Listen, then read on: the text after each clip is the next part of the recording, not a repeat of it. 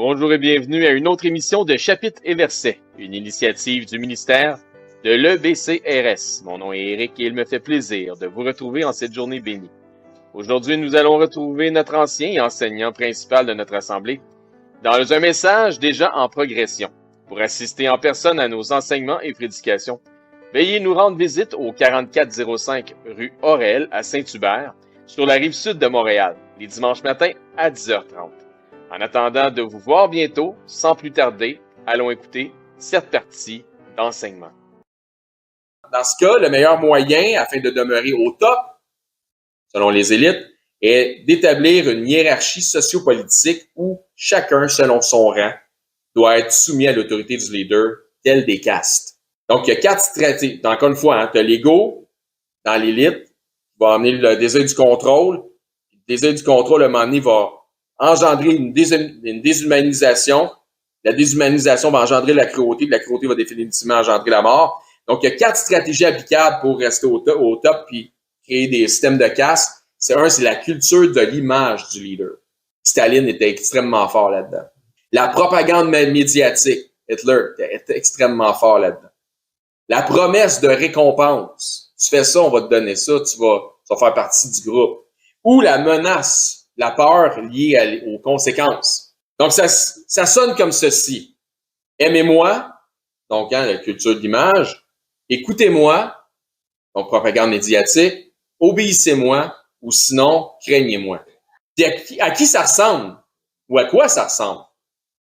Ça ressemble à ce que naturellement on devrait faire envers Dieu. On devrait aimer Dieu, écouter Dieu, obéir à Dieu, mais sans l'ego, sans l'orgueil de Dieu. Dieu, c'est pas un Dieu vaniteux, mais ça ressemble à ça. Donc, Jésus-Christ est le roi humble. Jésus-Christ est le roi qui est rentré sur le dos d'un âne. Donc, ça commence par quoi déjà tout ça? Par l'orgueil. Le péché de l'orgueil est le point de départ de toute la déchéance. Tout le monde me suit à date? Sinon, ça va être en vidéo dans 2 semaines. La Bible nous laisse comprendre que le diable, Satan, ne pouvant être tenté par la chair, étant un ange déchu, son péché fut l'orgueil. Donc, voulant être un Dieu ou prendre la place de Dieu, il devient donc pour ce monde déchu, le Dieu de ce siècle. La proposition du serpent dans le jardin fut « Si vous désobéissez à Dieu, vous serez comme des dieux. » Désobéissez à sa parole, puis obéissez à ma parole. Il s'est servi des éléments suivants. Belle image. Encore une fois, la propagande de l'image. Donc, le serpent, l'animal le plus rusé, le plus intelligent du jardin. Propagande mensongère. Menteur et père du mensonge. Promesse et récompense. Vous serez comme des dieux. Vous aurez de l'intelligence. Faites-moi confiance. Je suis un expert. Etc. Il faut comprendre que le diable est un expert et même un spécialiste. Il a certainement son équivalent de doctorat en théologie. Ainsi donc, soyez avisés et prudents. La prochaine fois que l'élite en poste vous proposera des experts, des spécialistes, des docteurs en sarrau blanc afin d'influencer la masse, validez toujours les contre-expertises. Conservez toujours votre sens critique. Tel que le Seigneur nous en exhorte dans sa parole, c'est une question de ne pas être ballotté ici et là à tout vent de doctrine. Et avant de penser ou de croire que je peux être, hey, t'es en train de mélanger la religion et la politique, là? Allez lire les définitions des plus grandes idéologies politiques. Et vous allez vous rendre compte que souvent la définition commence par doctrine politique, ... Exemple, marxiste, doctrine politique, Les communistes, doctrine politique, Ce sont des doctrines. Donc, ne vous laissez pas leurrer. Les idéologies politiques sont des doctrines politiques. Puis ici, ce qu'on enseigne, c'est la saine doctrine de Dieu. Donc, oui, des fois, on est en compétition contre ces choses-là, parce qu'on ne combat pas contre le sang et la chair, mais contre des principautés, donc des choses qui ont des autorités. Ceci étant dit, Adam et Ève, ayant fait abstraction de leur sens analytique, critique, on craint et obéit à la créature plutôt que de craindre et de croire au Créateur. De la même manière, tel que les apôtres l'exposent concernant les élites, il vaut mieux obéir à Dieu plutôt qu'aux hommes. Et c'est une question de jugement, d'avoir du jugement. Pourquoi? Parce que ça dit Jugez-en par vous-même. C'est mieux obéir aux hommes ou obéir à Dieu. Obéir à Dieu. Donc, c'est question d'avoir du jugement. Et donc, ce qui va se passer avec les chrétiens à Rome, et où, aux alentours de Rome, au temps de Néron César, Néron, l'élite en place, souhaitait redorer son blason, va essayer d'utiliser une propagande en sa faveur contre les chrétiens. Il va utiliser des lois, des moyens et la force afin de soumettre un petit groupe marginal à sa cruauté. Donc, dans les étapes de la méchanceté, il est l'élite en place. 2, il y a le pouvoir puis il y a le contrôle. 3, il va déshumaniser les chrétiens en les représentant comme un groupe d'individus qui sont même pas dignes à la vie. Comprenez comment il suit les étapes? Parce que c'était le reproche qui avait été fait aux chrétiens, entre autres, par les profanes. Là. Exemple comme le fait l'historien romain Tacite de l'époque, il va leur faire le reproche souvent en disant que la torture des chrétiens était plutôt liée au mépris qu'eux autres avaient du genre humain. Parce qu'ils voulaient pas se mouiller avec les idolâtries, les coutumes de Rome, donc ils se tenaient à l'écart. Donc, vous êtes dans le monde, mais vous n'êtes pas du monde, donc il y avait des standards différents. Fait que c'était un mépris du genre humain, en fait. C'était juste pas un mépris, mais c'était un désir d'être sanctifié ou d'agir de façon sanctifiée ou d'agir sainement. Ils voulaient pas la nudité publique, c'était plus pour eux autres. Là. Donc, c'est des trucs de même. Donc, on va leur servir, pour ce qu'on croit être mépris pour mépris, même si c'était faux. Donc, cette déshumanisation va justifier sa cruauté ignoble et les traiter comme étant pires que des bêtes. On parle ici de meurtres crapuleux contre les chrétiens, dignes des pires barbaries. Ça, c'est les gens qui étaient avant nous qui ont subi ça.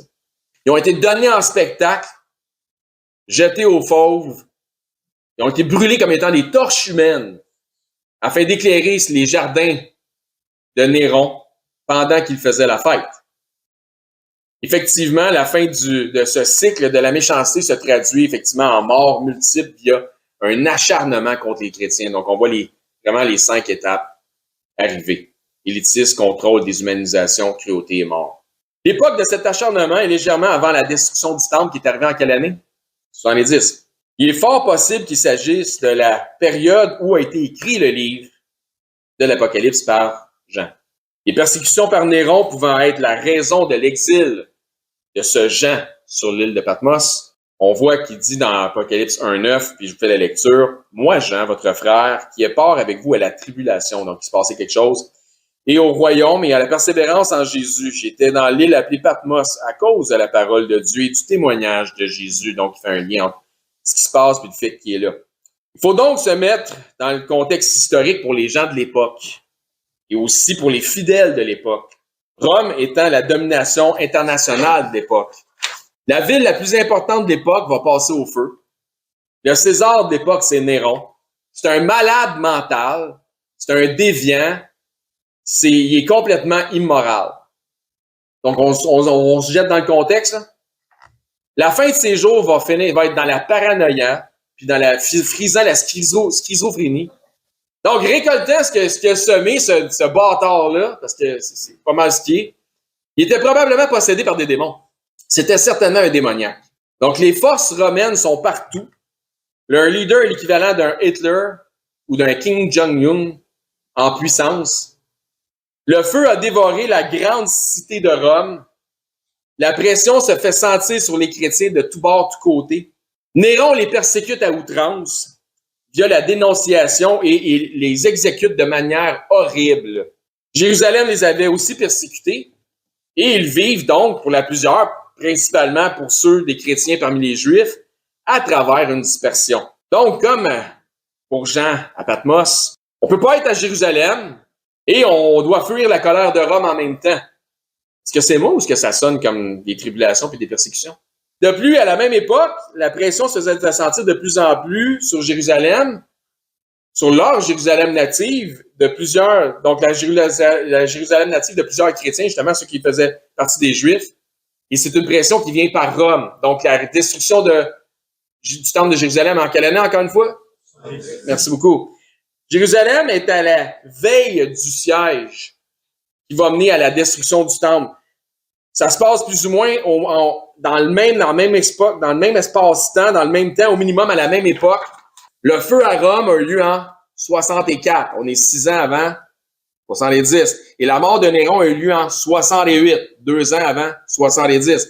Donc, en 64, 4 années avant de persécution, entre 64 et 68, par Néron, spécialement contre les chrétiens. Le général Flavius Vespasien, sous le règne de Néron, avait déjà pris le contrôle de la Galilée et de la Samarie. Là, il s'en allait vers le siège de Jérusalem. En 68, Néron a fui un coup d'État vers la Grèce, où à l'âge de 30 ans, on lui impose le suicide ou le glaive. Donc, c'est ton choix, tu meurs ou tu meurs. Décide comment tu veux mourir. C'était coutume dans les coups d'État. Tu t'empoisonnes ou... En tout cas.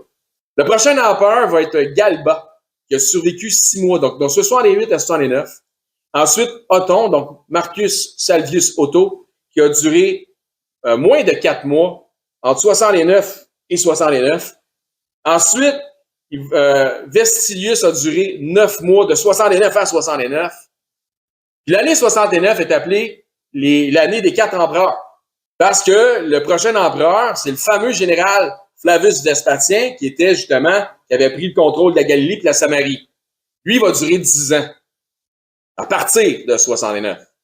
Donc, le dernier en décembre 69, donc il a pris sa place en décembre. Donc, c'est vraiment l'année des 4 empereurs.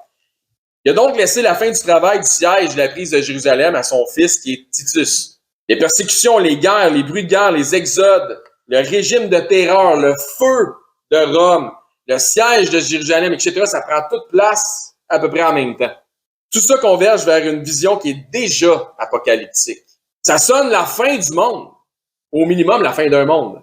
Mais telle que la révélation de Jésus envers Jean de Patmos lui a révélé, pour certains, le pire est à venir. Gardez maintenant à l'esprit tout ce que je viens de vous expliquer. Je sais que vous allez tout retenir. Contexte historique, apocalyptique, Néron le monstre, l'homme est cyclique, rien de nouveau sous le soleil, etc. Dans la même suite d'idées, parlons maintenant d'un terme qu'on utilise très peu et qu'on ne devrait pas utiliser souvent. C'est la gématria, liée à ce qu'on appelle la cabale numérique. On n'utilisera pas ça souvent. En français, gématrie ou gématrie. Il s'agit d'une forme d'interprétation codée liée aux lettres de l'alphabet et des nombres et des valeurs numériques. C'est aussi une forme d'interprétation de la Bible hébraïque dans laquelle on additionne la valeur numérique des lettres et des phrases afin de faire des interprétations. Il s'agit d'une forme de numérologie ou une science numérologique liée à l'étude, la compréhension ou simplement l'interprétation des textes. Moi, je pense que dans bien des cas, ça fausse le jugement, mais dans d'autres, peut-être que ça nous aide. De par la nature des Écritures, les Juifs ont développé une fascination sur les chiffres à caractère biblique. 3, 4, 7, 12, tous ces chiffres-là. Les multiples de ceux-ci aussi, tels que l'on voit dans le livre de l'Apocalypse, 144 000, qui est 12 fois 12 000. Donc, il y a comme une fascination là-dedans. Ce qui fait en sorte que dans bien des cas, il s'agit de chiffres symboliques liés à un sens métaphorique. Autrement dit, il faut décoder pour en comprendre le sens ou l'interprétation. Aussi, dans certains cas, il s'agira d'une sorte de langage codé par une substitution analogique liée au numérique. Amis, frères et sœurs, merci d'avoir été attentifs à cette partie d'enseignement. Encore une fois, mon nom est Éric, hôte de l'émission Radio Chrétienne, Chapitres et Versets, une initiative du ministère de l'EBCRS. Si vous souhaitez joindre un ministère qui, dans un franc-parler, parfois défie les perspectives générales, l'EBCRS est un ministère pas comme les autres qui, par des enseignements bibliques, qui respectent les contextes des Écritures, mais aussi l'accent sur un enseignement qui vise la maturité spirituelle des disciples. Vous êtes invités à venir nous voir les dimanches matins au 4405 rue Aurel à Saint-Hubert sur la rive sud de Montréal. Vous pouvez aussi nous écrire à l'adresse courriel suivante ebcrsmtl1@gmail.com. Je répète, ebcrsmtl1@gmail.com. C'est tout le temps que nous avions pour ce segment d'émission. Nous vous disons À la prochaine et que Dieu vous bénisse abondamment dans la mesure où vous obéissez à sa parole en la mettant en pratique. Bonne journée.